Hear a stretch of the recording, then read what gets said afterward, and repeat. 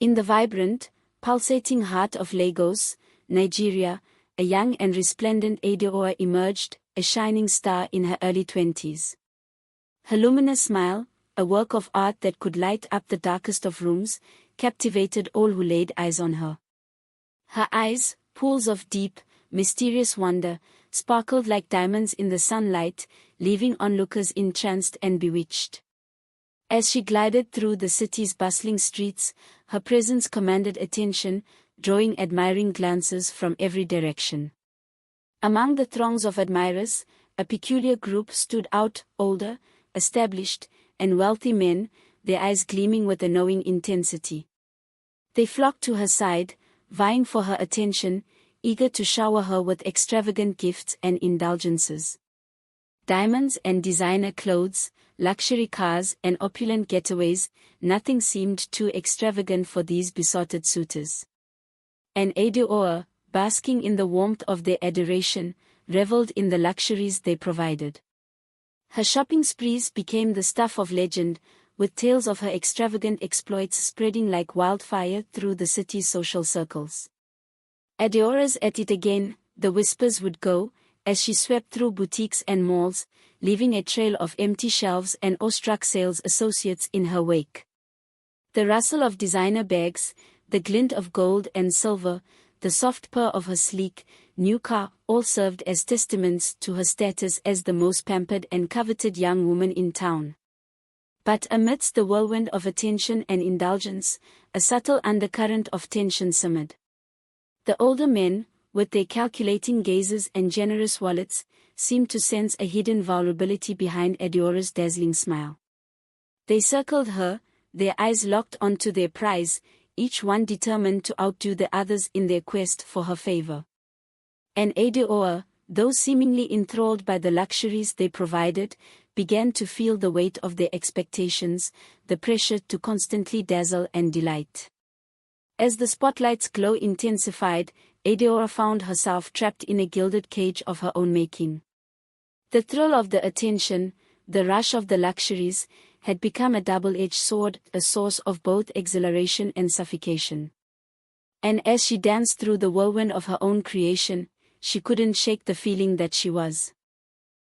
As Adaora's star continued to rise, a subtle yet insidious transformation took hold. The very attention that had once thrilled her now seemed to fuel a growing sense of superiority. She began to gaze upon the young men who dared approach her with a haughty disdain, their earnest advances dismissed with a flick of her wrist and a withering glance. "What could they possibly offer me?" she'd say, her voice dripping with condescension, as if the very idea of their interest was almost amusing. The young men, once hopeful and enthusiastic, would slink away, their faces burning with embarrassment, their hearts heavy with rejection. Adaora's friends, witnesses to this unfolding drama, exchanged worried glances. They saw the danger in Adaora's growing arrogance, the shadow of disdain that darkened her eyes. "Adaora, be careful," they'd caution, their voices laced with concern. "You're pushing away the very people who might truly care for you. What about finding someone to love you for who you are, not just your beauty?" But Adaora would laugh, a cold, mirthless sound, her eyes glinting with a calculating light. "I know what I want," she'd say, her voice dripping with conviction. "And that's someone who can give me the life I deserve, rich and old." As the words hung in the air, a chill would run down the spines of her friends. They knew that Adaora's definition of rich and old was code for powerful and influential, and that her quest for status and luxury would stop at nothing. The young men who had once hoped to win her heart now seemed like mere pawns in her game of life, disposable and insignificant. And yet, despite the warning signs, Adaora refused to listen.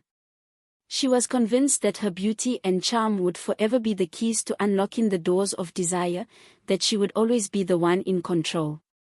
But as she danced through the shadows of her own making, a whispered warning echoed through the darkness: "Pride goes before destruction, a haughty spirit before a fall." As the seasons passed, Adaora's friends began to vanish, one by one, into the blissful abyss of matrimony. They exchanged their carefree days of youth for the warm embrace of domesticity, building cozy homes, raising rambunctious families, and radiating a joy that seemed almost foreign to Adaora. She attended their weddings, a constant presence in their lives, yet feeling increasingly like a ghost hovering at the periphery of their happiness.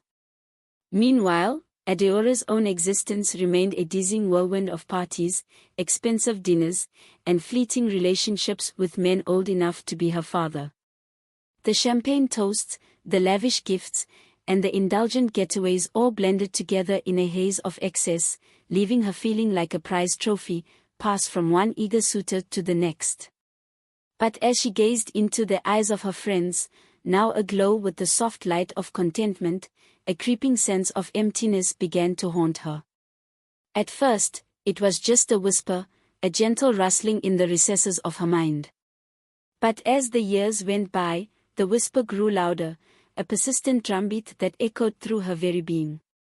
She felt like a spectator in her own life, watching as her friends' families grew, their love deepening with each passing day. The laughter of children, the warmth of a partner's embrace, the quiet comfort of a shared life, all these things seemed to mock her, reminding her of the void within.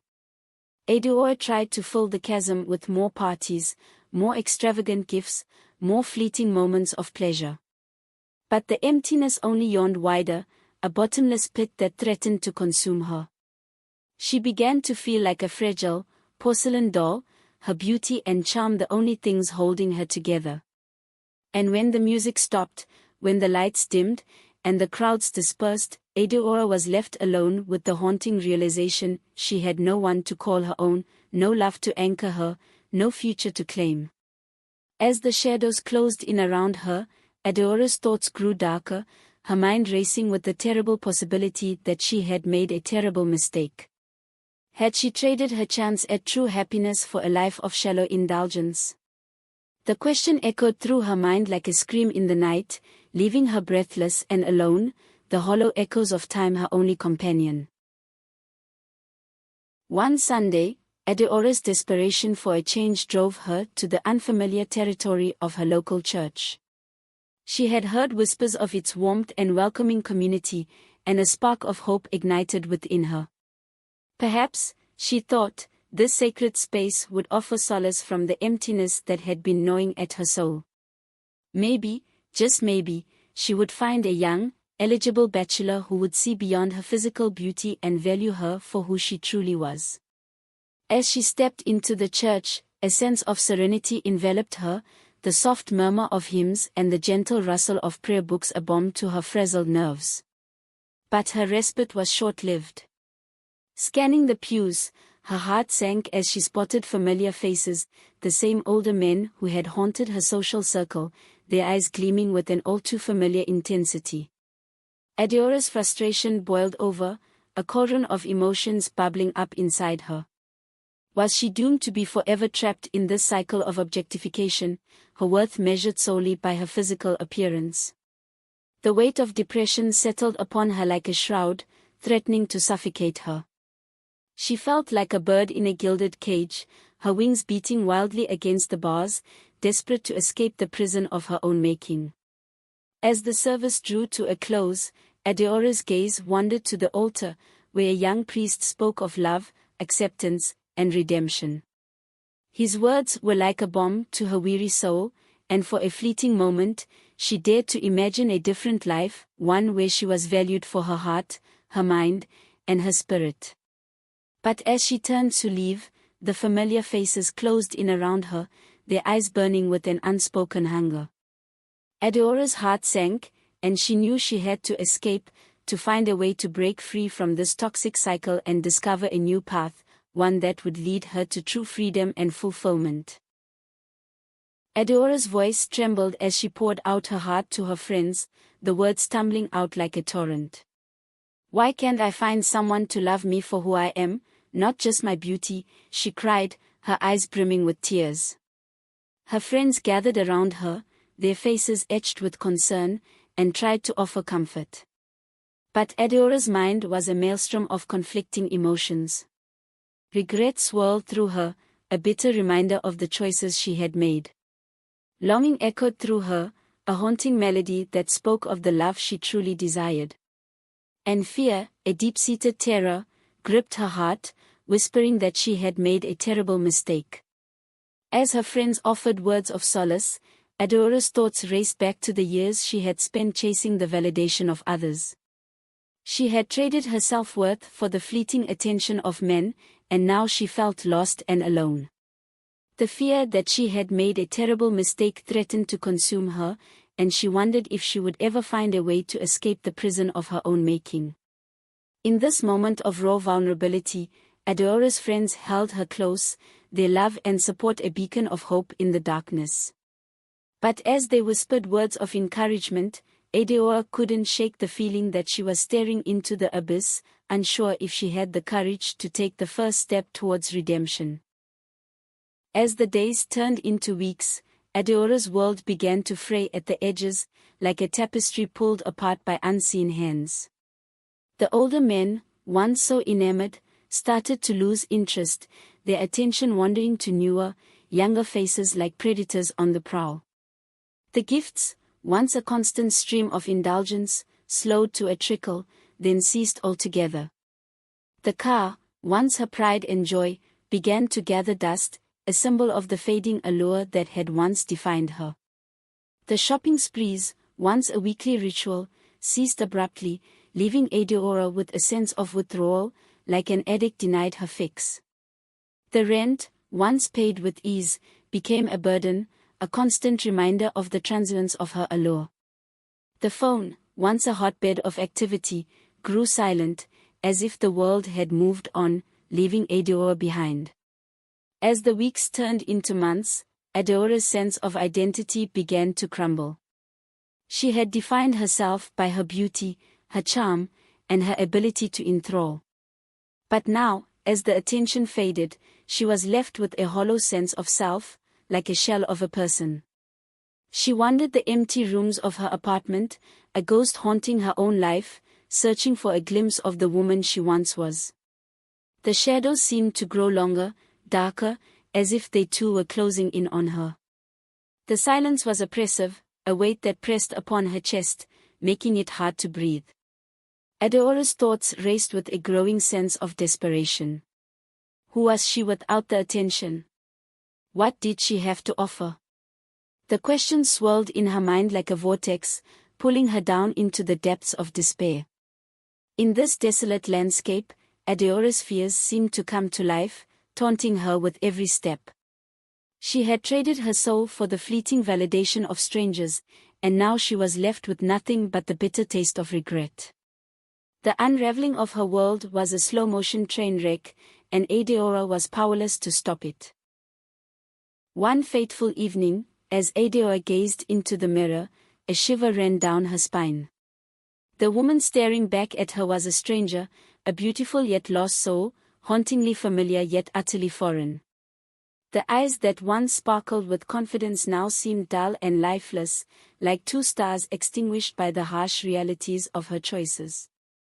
As she beheld her reflection, Adaora felt a creeping sense of dread. She saw a person she no longer recognized, a mere shadow of the vibrant young woman she once was. The pursuit of wealth and material possessions, once a thrilling game, had exacted a devastating toll. Her self-worth, once a beacon of strength, now lay in tatters, like a tapestry torn asunder by the cruel hand of fate. Friendships, once a source of joy and comfort, had withered and died, like flowers deprived of sunlight and water.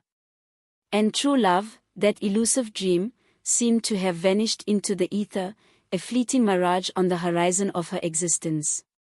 The realization hit Adaora like a thunderbolt, shaking her to the very core of her being. In this moment of stark revelation, Adaora felt the weight of her mistakes crushing her. She saw the emptiness of her existence, the hollowness of her pursuits, and the desolation of her heart. The stranger in the mirror seemed to mock her, a constant reminder of the price she had paid for her choices. And yet, even in the depths of this despair, a glimmer of hope flickered, a chance for redemption, a possibility of rebirth. Would Adaora seize this opportunity, or remain forever lost in the labyrinth of her own making? Only time would tell.